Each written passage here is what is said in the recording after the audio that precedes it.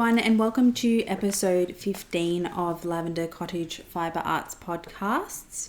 If you're new here, welcome, and we're happy. Thank you for joining us. We're happy to have you here, and if you're one of our regulars, then welcome back, and thanks for tuning in again. My name's Pia. And my name's Anna. And we're sisters from Naarm or Melbourne in Australia. And this is just our podcast about all things fibre arts, so knitting, crochet, etc. But before we get into the podcast, we'd just like to acknowledge that we are recording this podcast on the lands of the Wurundjeri people of the Kulin Nation, and we pay our respects to their elders past, present and emerging, as well as any Aboriginal or Torres Strait Islander people that are watching this video.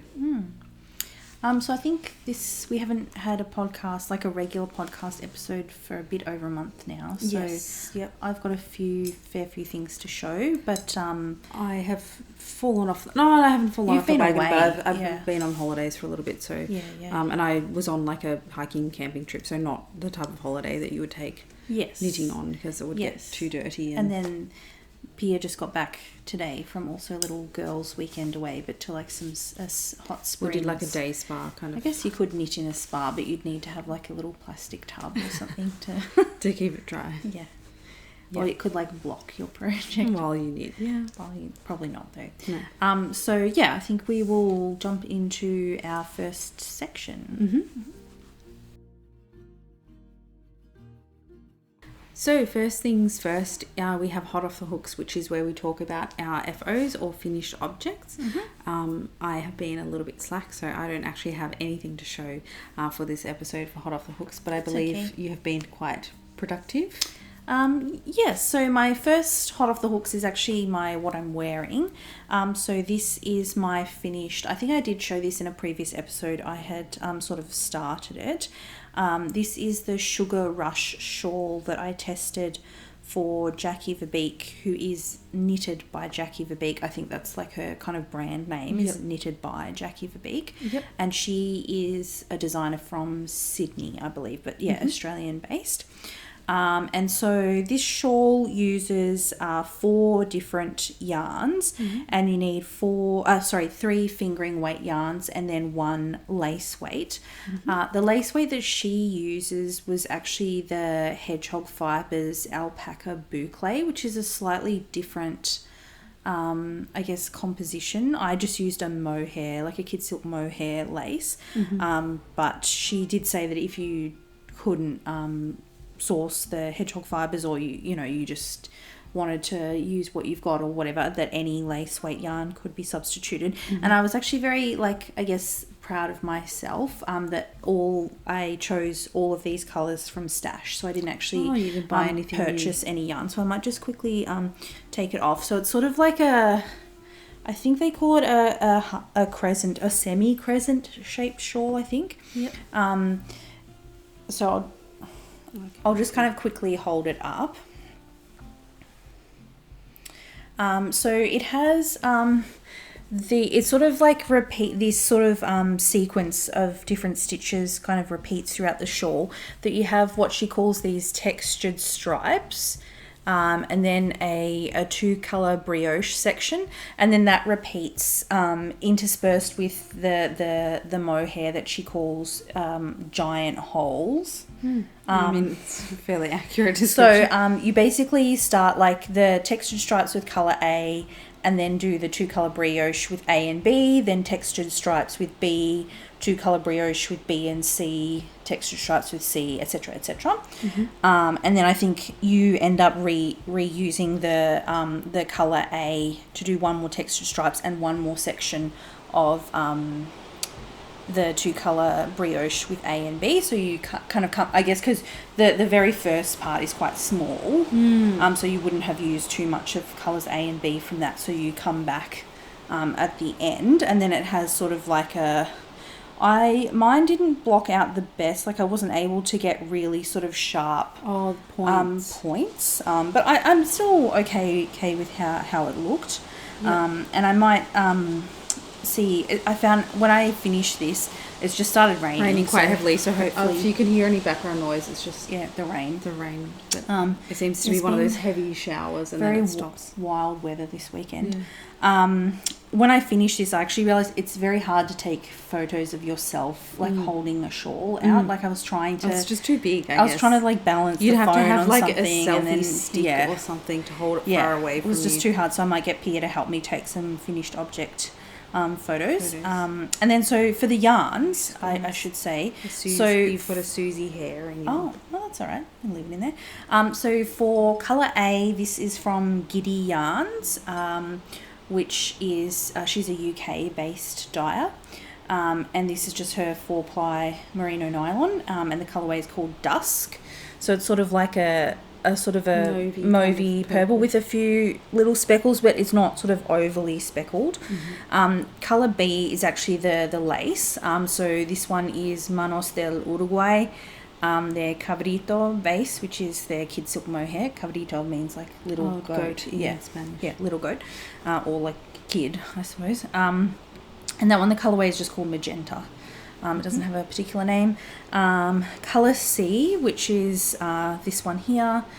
This one is from Dream in Colour Yarns. I think they're a US-based dyer, and this is actually their base is called Smooshy Cashmere. So I think it is a sort of a fingering weight or sock yarn, but it has a little bit of cashmere in it. I think it might be like a 80-10-10 merino cashmere nylon or something like that. And that colourway, the sort of white with blue and a bit of green, and it does have a bit of the sort of like that pinky magenta. That's why I thought it tied in quite nicely. That colourway is called Below Horizon. And then colour D is the last fingering weight one. It's kind of looks almost white. This one here, it's from HodgePodge Skeins. They're a Sydney-based dyer, just their merino nylon 4-ply. It's called Chantilly lace, and it's probably a bit hard to see on camera, but it's actually a really, really pale pink. Yeah, it does. In person, it looks pink. Yeah. So, and for all of the fingering weight, you just needed one skein, and for all of these, I think I had at least 20 grams left over. For some of them, I think I may have I did use over 50 grams for each of the fingering weight though, so I think you couldn't do it if you only had a 50 gram skein. But the lace weight, so the pattern actually recommended or suggested that you needed 30 grams of the lace weight, and I actually only used 16 grams, which I think is I think it's worth to mention, because depending on the brand, like some lace weight mohair comes in 50 gram hanks, so then obviously it wouldn't make a difference, but some come in 25, 20 which this the Manos del Uruguay does come in 25. So you would only need grams. one. So I actually I didn't even use a full skein of it. I used about 2/3 of a skein. So obviously, everyone your mileage may vary, but that was kind of what I used up. And maybe part of the difference in the amount of yarn I used, I don't know if it's related to the fact that the alpaca boucle behaves a little bit differently to a mohair. Maybe. I'm not sure, but yeah, that's how much I use. So, and yeah, I've mostly just been wearing it like this, I don't know, I guess it technically is a shawl, but I'm kind of in that typical sort of old lady way of the shawl around the shoulders. No, I'm more just wearing it as a scarf, I guess. Yeah. And I mean, it's kind of nice because you can kind of position it however you want to have which colours are which texture. To be honest, I guess you could probably even use more than the 3 colours of fingering weight. You could do each section with different colour if you wanted to. I think you could even use if you had some 5 or 10 gram scraps of mohair, you could use different coloured mohairs for each section if you want. I think that you probably could be a bit more creative with that. The only changes I made, I used a smaller needle size. I think I sized down by 2 needle sizes than what the pattern recommended, but that is not that unusual for me. I'm a pretty loose knitter. And then the only other thing was with the the last sort of bit of knitting before you do the bind off, the first row after you finish the final lace section, I just couldn't get the instructions to work. Like for me, it felt like the stitch count didn't align with the instructions. And I'm not sure if that's my error or if it was an error in the pattern. But and to me, I felt like the instructions wanted you to do something that made it a little bit asymmetrical between the two ends. And I felt that because the whole shawl was symmetrical, I wanted these two ends to kind of also be symmetrical. So I just did what kind of felt the most intuitive to me. Yeah. That's the only sort of hiccup I had. And I am pretty happy with how it turned out. So yeah, that is my Sugar Rush. And that one, the pattern has already been released. So it's already available for people to purchase. My second FO, I shouldn't have put my hair up because then I could actually put it on. But maybe I've got a photo of me on Ravelry, on Instagram wearing it. So I can maybe put that photo up, is my Musselburgh hat.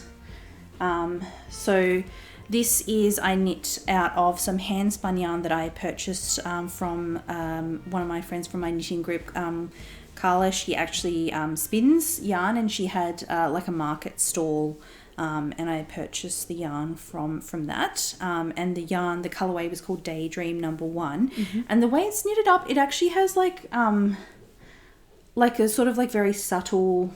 Oh, subtle stripes. Like self-striping effect, I feel. Yeah.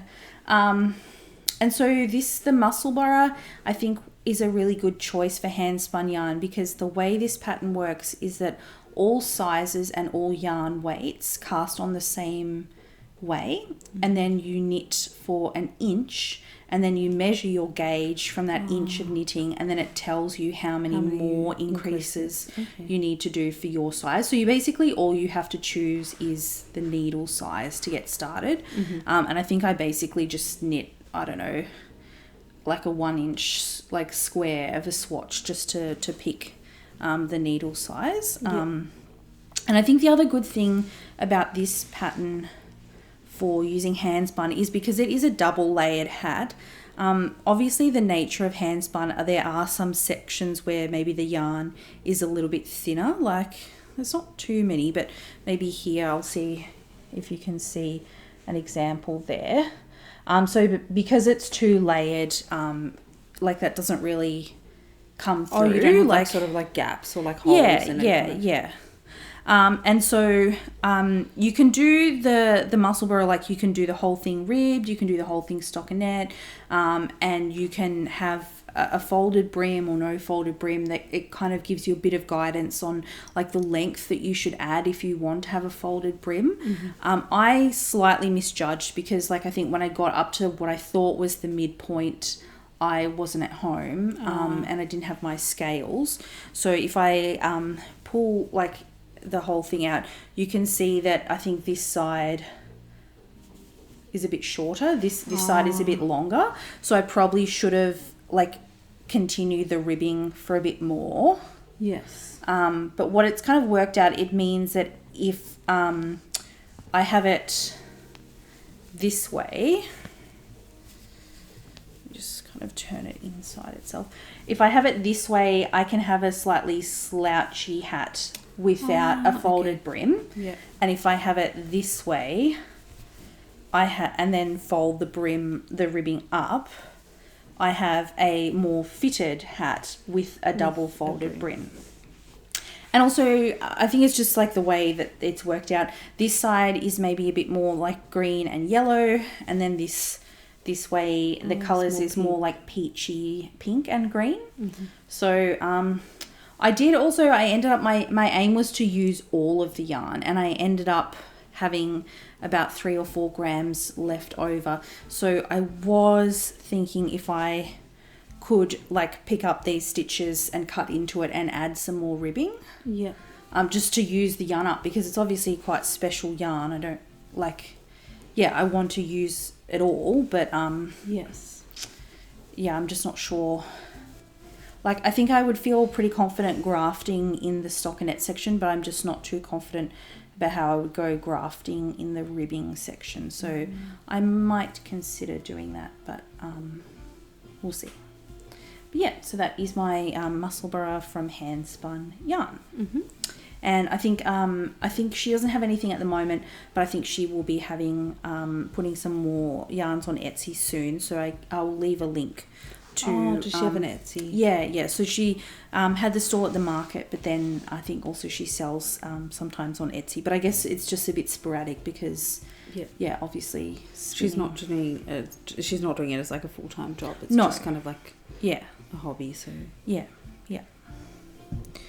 And then my last FO is a test knit, another test knit. So these are my Sunken Cathedral socks. And this one was a test knit for Jess Thompson, who's Knittin' Knotten on Instagram.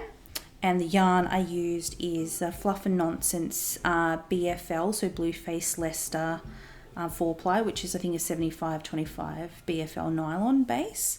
And the colourway is called Cocoa. And I'll just hold the socks a little bit closer because I think the cuff is where like the detail, the most exciting part.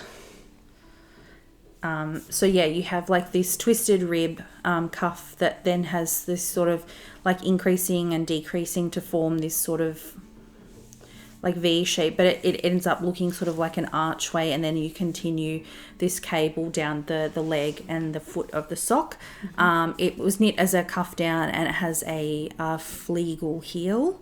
So yeah, I'm really pleased with how these turned out. I actually had like a little blurb on the pattern that the socks are inspired by a song by Claude Debussy. I don't know exactly how to say his name, called The Sunken Cathedral. So I actually like listened to a bit of it while I was knitting the socks. Okay. Yeah. And did you see the resemblance? Well, I think it's just more that this more the is picture, like resembles the sort of archway of a cathedral. Yeah. Yeah. And not actually specifically a sunken one. Yeah.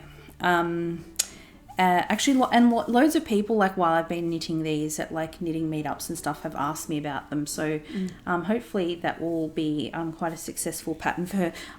It hasn't been released yet. I'm not 100% certain when when the pattern will be released, but I think it will be like in the next month or two. Oh, okay. That this pattern will come out. Cool. So yeah, I think that is all of my FOs from the last month-ish. Yep. So we'll move on to the next section. Yep. Okay, so now it's time for our next section, which is called Whip It Good. WIP being the acronym for work in progress, so where we talk about anything that we've got on the go in progress at the moment. So I think I only have one thing that I want to talk about, so maybe I'll go first, and it's sitting in my lap. So this is a very big whip though. Yes. Very long-term whip. So I'll just hold it up. So is that even all in thing? Towards me. Yeah. You got it. And this is like another piece of it. So I've started. So this is, if you've been following our previous episodes, you probably already know what this is. It's the Hue Shift Afghan, which is from Knit Picks. So I'm just knitting this in Brava Sport, which is their acrylic sport weight yarn. And you purchased it as a kit, didn't you? Yes, in the pastel rainbow colourway. So all the colours are kind of, pre... And so this is it's like a mitre square construction that you can see each square has sort of, it's like a diamond with like a V shape kind of thing.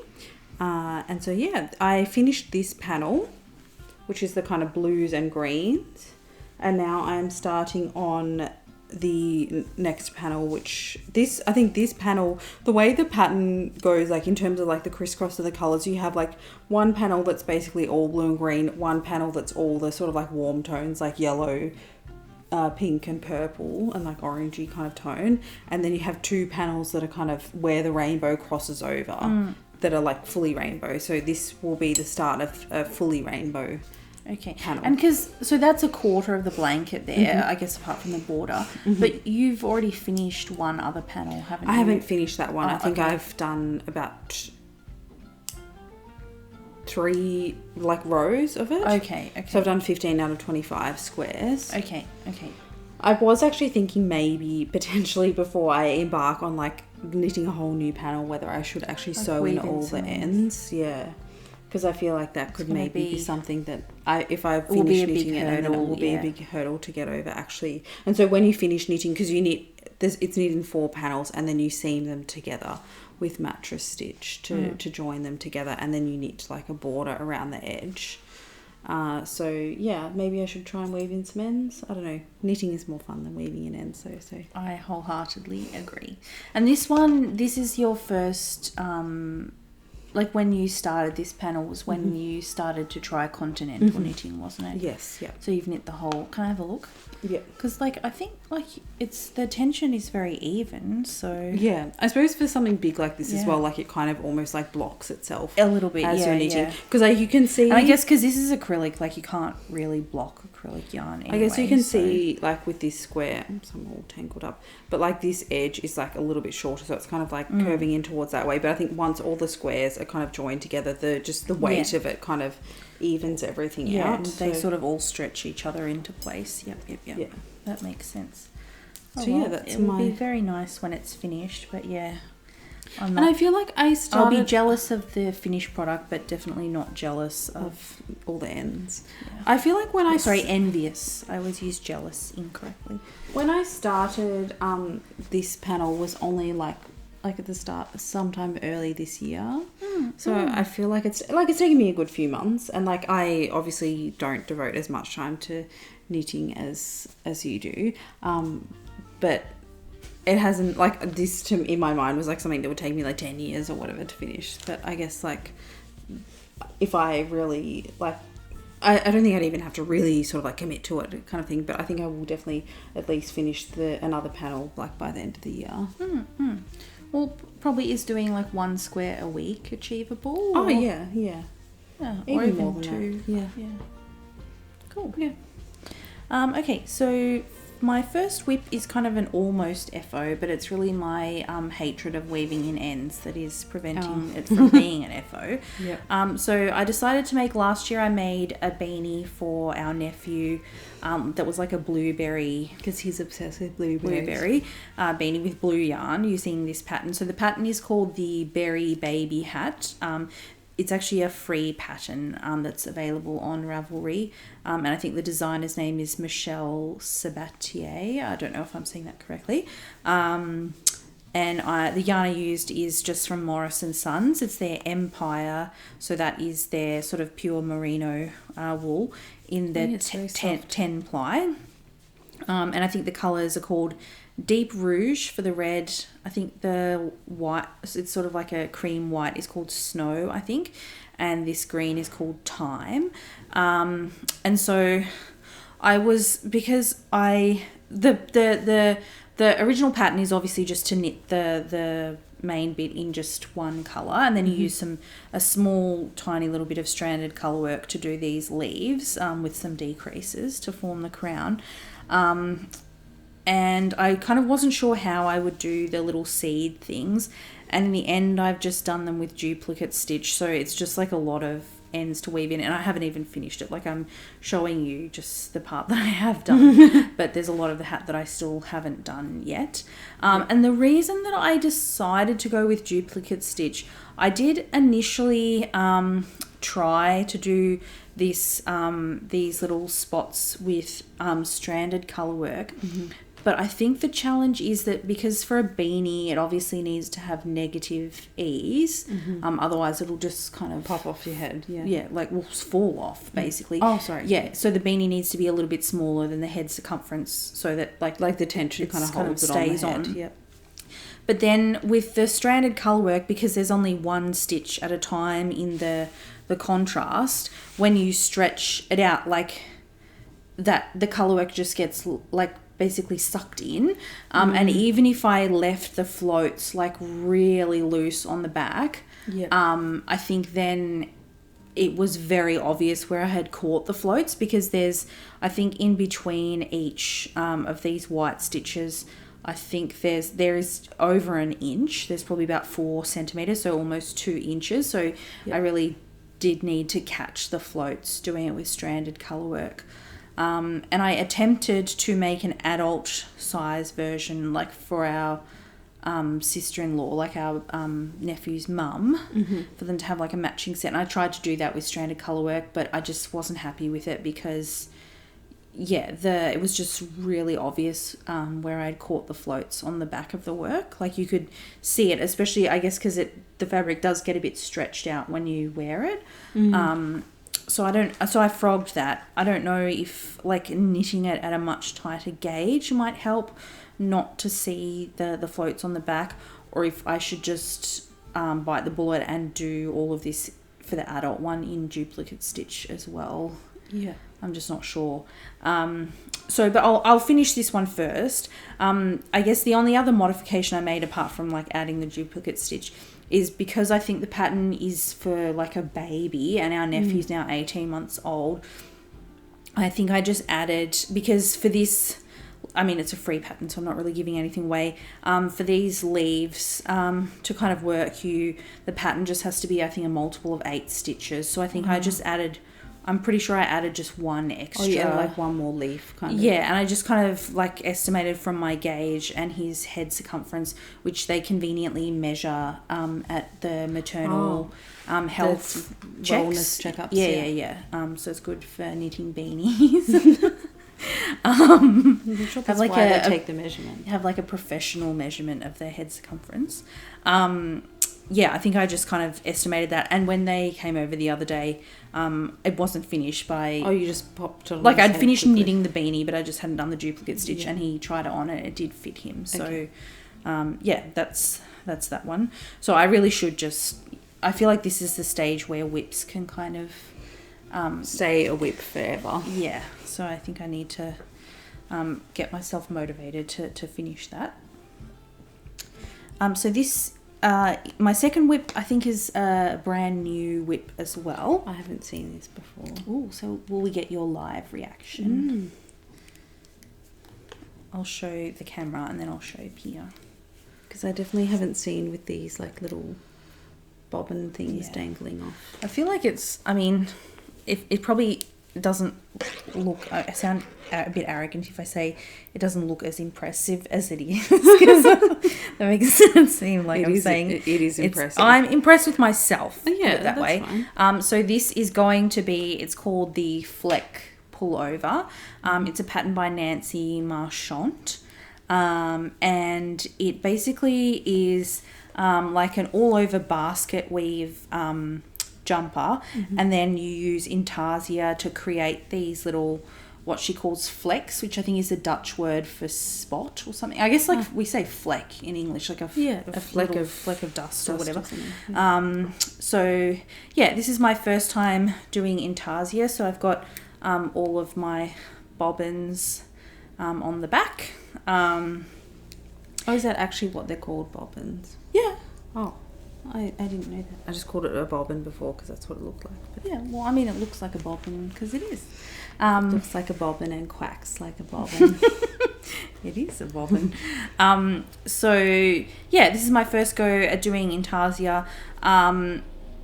And the pattern, it's obviously knitted in pieces and then you seam it together. But I think because with this basket weave stitch, you basically end up like knitting and purling about 50% of the stitches anyway. Like I don't think there would be any great difference to knitting it flat versus in the round, like in terms of for people who hate purling, which I don't really understand how people can love knitting so much but hate purling. But because to me it's just like another variation of knitting. Yeah, exactly. But obviously knitting it flat makes the intarsia a lot more manageable because it is possible to do intarsia in the round, but it's like it's a lot more tricky to do intarsia in the round. It's easier to do it flat. I just started this on Friday. So this is just like a few days worth of work. And I am using the yarn. I'm basically knitting it exactly the same as Nancy knit her sample. So I'm using 2 colours of the Le Bien Aimé Cori Confetti yarn, which I think is a 50% Corriedale, 30% recycled fibres, I think it just says, and then 20% recycled threads from Le Bien Aimé. So that makes those little tweedy, bright bits, yeah, tweedy colours. Yeah, so there are some pretty sort of vibrant colours, and so the main colour that I'm using is called Nancy's Sweater, I think, or Nancy's Speckled Sweater, I think. I'll put the full names of the colourways in the description if I get it wrong. And then the contrast that I'm using is called Amy's Peach Sweater. So yeah, I think it's going well, and I guess it's fun to learn like a new technique. But I think it will be a bit slow going, because you kind of do have to like kind of pay attention to where although I guess like the way this intarsia works, I think I have it here. So I guess one thing to say about this pattern is there's really not much in terms of written instructions. It's really just charted with a tiny bit of like written guidance. So but I'm hoping that I will be able, like, I would still say I'm a very beginner knitter, but I think that like I know enough knitting people as well that if I run into problems, you can ask I can ask for help. So I can show you from back here, I guess. This is kind of the chart, and there's a different chart that you print off depending on which size that you're knitting. So I am following like Nancy's flex, the way she did them, but she also gives you like a blank version of the chart if you wanted to make your own. If you want to make your own. But I guess because of the nature that they are just kind of like random like blotches of colour, I think I already have once or twice like made a bit of a mistake in terms of like I've kept the basket weave pattern. I haven't made any mistakes in terms of the basket weave stitch, but I have with some of the flex, like, you know, knit 2 extra stitches in the pink before changing colour or whatever, and like that obviously no one's gonna see that as a mistake. So I guess in that aspect you don't have to be super careful, but it's not really a pattern I think that you could knit at like a knitting meetup or something like that. I think it's too kind of pay attention. I can't really like have a conversation with someone while I do this kind of thing. Fair enough. And I think I am just using, it's recommended to use a 4mm needle, and I've just sized down to a 3.75. That's the only like modification that I'm making, and I am making the size 5. So that is my second whip. And then my last whip is, I haven't shown this on the podcast for a while, and I think because I was doing so many test knits, it kind of fell off the radar a little bit. I put it aside for a little while, and then I thought I haven't done anything on this for ages. So this is called the Bahama Blanket, and it is my first ever Tunisian crochet project. It's a pattern by Tony Lipsy from TL Yarn Crafts, and I am kind of mostly using my Grungy Goodness Advent from Little Woolly Makes from last year, but I'm supplementing it with other like minis or sock leftovers that I thought kind of match the kind of vibes of the Advent calendar, because I think at the moment I have put in, I think, almost 30 colours, so I've used more than the amount that was in the Advent, and it's still not quite as big as what I think. If I did 24, it might be up to maybe about this big, which just because I think Tunisian crochet, and it's a fingering weight, but I'm holding it double. Tunisian crochet obviously so is this you like binding off to finish, or is that just how it looks like in progress? No, because with Tunisian crochet you basically it's called I think you've explained this to me before. It's almost like a typewriter that you go like forward and back. So it's called, there's a forward pass and a return pass. So I forward, will like crochet all the stitches onto the hook, and then the return pass you crochet them off the hook. So the bound off edge will kind of look similar to this, but I think it will need a bit of a block for like the chevrons to kind of stand out. And this pattern just uses uses a combination of 2 stitches. So most of it is called the Tunisian simple stitch, which is kind of these in between bits here. But then this kind of the lines where the chevrons are is called a Tunisian knit stitch. And then I think similar to knitting, you get the chevron effect by like skipping stitches and then increasing. Yeah. I think because you made a chevron blanket that kind of, and it was like a knitted one. Increases and decreases to kind of pull the lines in. Exactly. Peaks and valleys. So I think it's the same kind of concept more or less. So I think what I've done since I last picked it up, and probably since I last showed it on the podcast, I think the last time I showed it I was up to about this section here. So I've done 1, 2, 3, 4, 5 new colours, I think. So I am really enjoying getting back into this, and it will be good to have once it's done. I basically want it to be long enough for it to be like almost like a wearable like wrap / blanket. So I didn't want it to be too wide, because I want to be able to wrap it around myself, like if you're sitting down, when I'm sitting at my desk, but not be sitting on it. That's kind of what I wanted it for, just because my office where my desk is at work, it's often really quite cold. And I don't like having to sit at my desk in like a puffer jacket type of thing. So yeah, I think hopefully within a couple of months. I think I haven't like specifically timed myself, but I think each colour takes me maybe like an hour and a half or so to do. So yeah, and I do have, I think I've got about another 20 or so balls of yarn that are either from a few left from the Advent and then a few that are minis that I've wound up.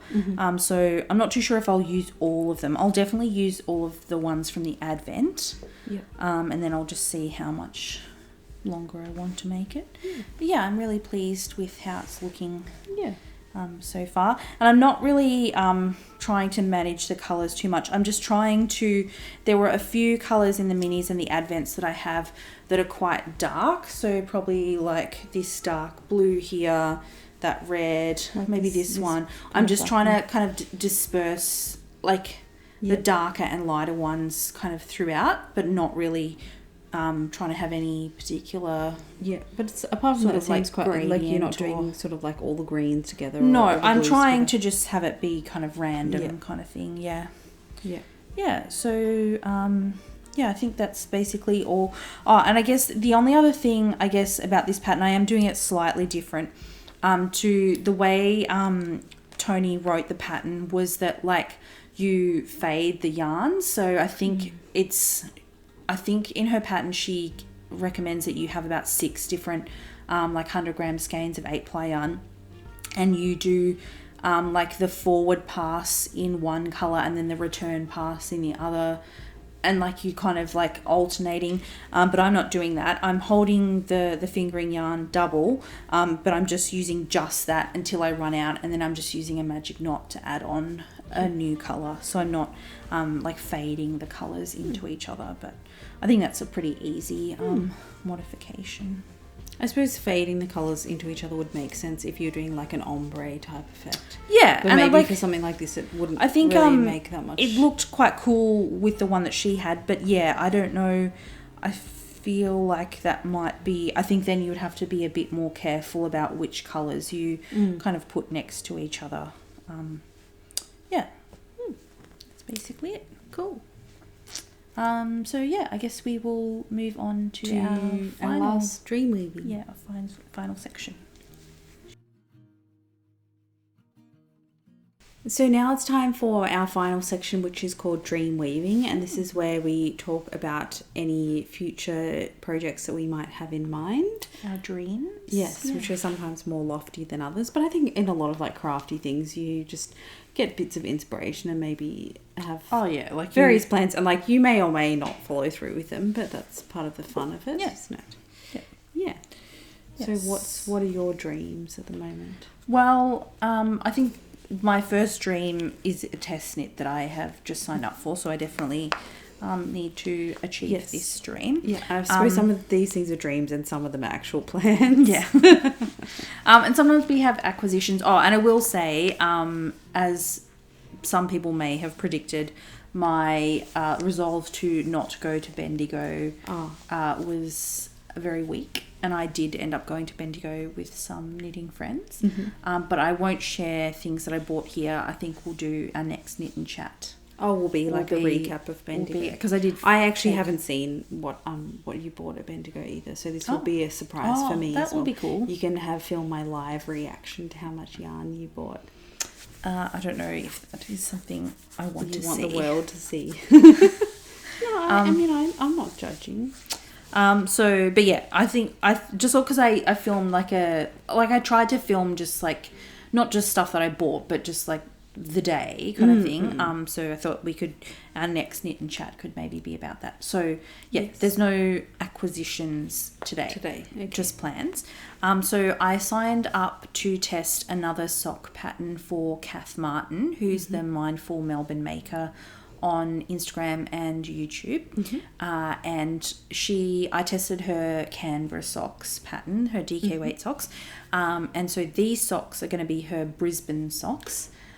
So because I think she's kind of going around the cities in Australia, and they're going to be a fingering weight sock. And I just thought, because they're the Brisbane socks, that I should try and use some yarn from a Brisbane. Oh, from Brisbane. Yeah, from a Brisbane-based dyer. Yep. But I guess because Brisbane is in Queensland in Australia, so it's in like the northern part of Australia, kind of like in... Would you say climate? Brisbane is in the tropics yet, or not quite? I mean, I don't know, like the sort of like geography definition. I presume it's probably like subtropical, but... Okay, but it's warmer climate than Melbourne. Warmer and like quite a bit more humid than Melbourne. So I think there's probably just not that many yarn dyers in Brisbane, because... As knitting is maybe not as popular a hobby in... Yeah, or I guess probably maybe people are using a lot more like plant-based fibres. Like bamboo and cotton. Yeah, sort of more sort of summery weight fibres, which I think you can get by hand-dyed, but just maybe not as common. Yeah. So all of that to say, to the best of my knowledge, the only dyer whose yarn that I already have purchased, and like this was another thing that I want to just knit from stash, where possible, and not purchase yarn, because I have so much yarn already, and like it's all very lovely yarn. It's not like I am wanting for nice yarn to knit with, but the only dyer that I have who is from Brisbane, to my knowledge, is NNK, which is Never Not Knitting. And she's based on Etsy. And so I actually have 4 options from her. So I'll just show them. So this one is called Bright Lights. I think I actually got this one at Maker because she is also stocked at Maker.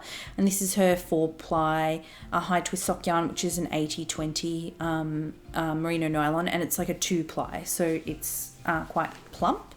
So sort of pink with lots of different coloured speckles. That one's called Bright Lights.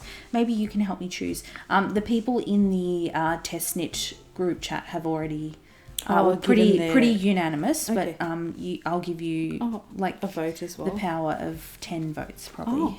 I don't know, because you're like my sister. Yeah. The next 2 are 50 grams, so I think I would have to obviously find a mini for cuffs, toes and heels, and probably knit the leg, just maybe instead of doing like 60 rounds like I usually do for the leg, maybe do like 45 rounds. But I have used a 50 gram skein for socks before, and it worked doing that. So this first one is called Spring Blush, and I don't know if it's coming off in the camera. I think it kind of is having a little bit of a sparkly effect, but this one is actually 75/20 superwash merino nylon, and then 5% silver stellina. So that's what the sparkle is. So Spring Blush was that one. This one is called Spring Posy. So these 2 I think I got from her Etsy. I think it was a set of like 4 50 gram skeins, sort of like pastely kind of colours. And I'd actually already used 2 of them to knit socks. Yep. And this is the last option. And this was a sock set that she did for Christmas last year. So I think she had a picture of like some vintage like Christmas ornaments. You know how like sort of vintage Christmas often seems to have this sort of like mint green and baby pink kind of combo. Yeah, I feel like that's a very like vintage Christmas vibes. But to me, like, I see the inspiration, but I think this yarn... It's not Christmassy. No, I think, like, you could use it for anything and people would not... would not be like, why are you wearing Christmas socks in March or whatever? Yeah.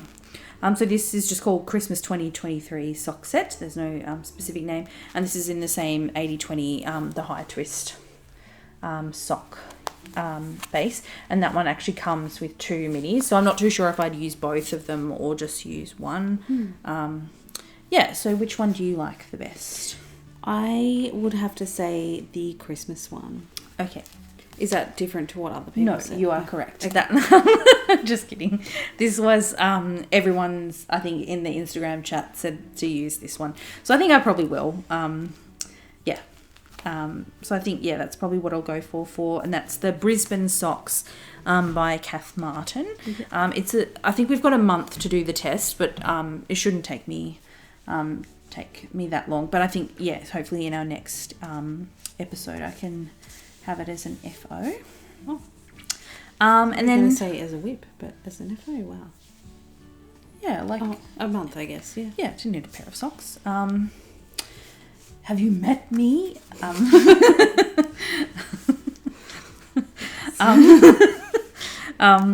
So, and then my last plan is my knitting group of friends is going to be starting another cowl, a knit along soon, which we're calling the Fluff Along, because quite a few of us... this is quite fluffy. Yeah, have seen... I think Andrea Mowry has released a couple of patterns that she designed specifically to be knit in a DK weight Suri alpaca. Her broom sweater and then the nebula sweater she's released recently, and a couple of us were thinking to make a broom, but then a few people were also thinking to make other patterns using this DK Suri Suri silk yarn. So we decided to just call it a Fluff Along. So you can, basically any pattern, any weight of yarn. As long as it's fluffy. Any fibre. Yeah, like it doesn't have to be alpaca. You could do mohair. So what I'm planning to do, I think, is a broom. So that's an Andrea Mowry, and this is I got this from Woolen Works from Chloe. From her, she did like an in-stock update of leftovers she had from her Barbie collection. So this yarn colorway is called Fur Coat. So I think it's inspired by Ken's fur coat. Yeah, when he had what was it called, Kendom Land. Yeah, when he sort of turned went into obsessed with boxing and turned into a bit of a jerk, and electric guitars or whatever, and wore that fur coat everywhere. Yeah. With no shirt. So it's kind of like an off white, creamy white with little, I guess, like in the on her like sort of non-fluffy bases, they are sort of like black and grey speckles, but obviously on the fluff bases it kind of has a bit more of like a, I guess, watercolor kind of effect. And this is her DK Suri silk base, so it's 90% baby Suri alpaca, 10% silk. So I think it is actually the same. I don't know if it's from the same supplier, but it's the same base as the I think it's called Odang DK, which is what Andrea Mowry designed the broom sweater with. So yeah, that will be... It's very soft. I actually feel like this is a really good colorway because I would like to have like a sort of a lighter colored fluffy sweater, but I think you're always worried about like getting something like that dirty. And not to say that this yarn looks dirty, but just because it does have the color variation and the sort of speckles, I think it will be less obvious if I got a tiny bit of like, makeup on the collar or I think it's just some tea or coffee on or whatever. Yeah, like it's maybe just like a slightly more practical version, a bit forgiving, of white than like actually white. Yeah, and it's very soft. Yes, yeah. I feel like I tend to avoid white, like pure white clothes in general, just because it seems like it'll get dirty the second you put it on. Yeah, so I'm very much looking forward to... I feel like this will just be like wearing a cloud. So yeah, that will be for our Fluff Along. And I think we said we're going to start it in the start of August, which is next Soon. week, Yeah. basically. Yeah. So I think that's all of my dreams that I want to weave. Yep. I would say my dream weaving at the moment is a bit more like dreamy, as in I don't have any sort of like concrete plans. I thought you already booked your trip. Well, yes, but I mean that's quite sort of like, this is a bit of a sort of like a pipe dream, or I don't know. I've paid a deposit, so I guess it's happening. I've put it down a deposit for a trip to Japan next year. Very envious. And so I'm doing sort of like a tour, but I will try and have maybe a couple of days at the start and the end. It starts in Tokyo and finishes in Osaka. So I think they are both locations where there are sari weaving studios in Japan. So I would like to maybe book, like, there's a few other like activities that are not included on the tour that I would like to do. But one of the things that I would like to do is to do a sari weaving workshop in Japan. I think that would be really cool. But so I might reach out to Heather, who's the owner of the studio where we've done a couple of workshops in Melbourne. We should do another workshop. Yeah, we should. Yeah. We should. And I think Heather like regularly travels to Japan. So I presume would have some good contacts of who to get in touch with, because I know when I went on their website they do like 1 day workshops and classes. Oh, like you don't have to book in for like a 6-week course. No. No, and I think they also do like retreats where you stay, they have accommodation and you stay there, and it's like, 5 days or something like that. Yeah. But that would probably be a little bit out of my price range. And do you know if like can you be like a complete beginner or? I think they say all levels are accepted. Oh, okay, that's good. But I think you're not a complete beginner. Yeah, anyway, I think they just did say on their website that they're for like people who aren't Japanese, their instructors will have varying levels of English. So I guess just depending on like if you were a complete beginner and were hoping to have someone who could explain to you very sort of like complicated techniques or whatever, that might be a bit difficult. But I guess a lot of the stuff is more like demonstrating. Yes. And, yeah.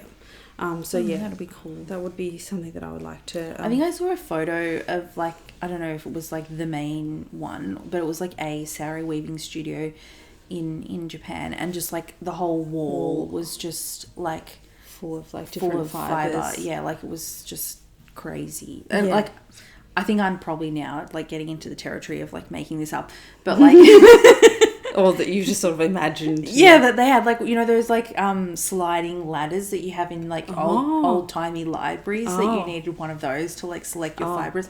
But I feel like maybe, I mean, I think if it was like that would actually be a bit like overwhelming, but yeah, I feel like that might be my imagination. And I'm sure the staff there will also help you, like if you say like I want to make some cloth to do for this purpose or whatever, they will kind of steer you towards like pick from this section. Yeah, and I guess we've mainly used the sari, well, not mainly, we only have made like decorative stuff, which I think is a lot more forgiving in terms of like your fiber selections and stuff. Yeah, that you don't have to make a cloth that is going to like not shrink or like shrink evenly when it's washed and that sort of thing. Or like fall apart. Yes, yeah. But so and I guess the other like vague sort of dream weaving that I was kind of like thinking about this before, we do have a close friend of ours who are expecting their first baby. So maybe thinking about some sort of baby gift can maybe like revive, because I feel like when our nephew was like before he was born, that we had I was going to say ideas incubating, but I was like, is that a weird way to say it? But like we were like, I'm going to make this, and like you had just all these like crazy, not crazy, but just had all these like different plans of like and makes these toys and a blanket and this and that. Not very achievable within the time frame. So I think maybe like reinvigorate some of those ideas. Sounds good. That'd be nice. So I think, is that basically all we have for today? Yes. Yeah. I guess thank you very much for joining us today, and especially if you watched all the way to the end of the episode. Thank you very much for that. I think it helps out our channel if, for people who, obviously if you watch the whole episode, it's YouTube knows that you liked it, I guess. But you can also give a thumbs up if you did like the episode. Oh, I think we might be about to have a guest appearance in our... Oh, no. Juliet, one of the dogs, is just coming over to have a little investigation. But so you can just see her nose. Give us, feel free to give a thumbs up if you like the podcast, or if you like Juliet. You can also give Juliet a thumbs up. We do put links to relevant, Julie, careful. She's relevant. trying to climb on the couch, but we've just got like the cable from the camera, so this is... Oh, here we go. Here we go. Oh, Julie, careful. So... Yes, as you can see... We've now been joined by our guests. Julie, you're facing the wrong way. The camera's over there. Yeah, come on, Julie, say hi. So, yes, if you did like this episode, feel free to give us a thumbs up. We try to include any relevant information in the description box. So, like, we have links to our Instagram and Ravelry pages. My Ravelry is a few months behind, but also I put links to like the pattern pages, and if it's, I don't really link to sort of commercial yarn, because I think, you know, that that could be available to you probably depends a lot on where you are personally located. But like any sort of indie dyed stuff, I do link to the dyers as well, because I think it's obviously a nice way to support dyers, is to share their yarns.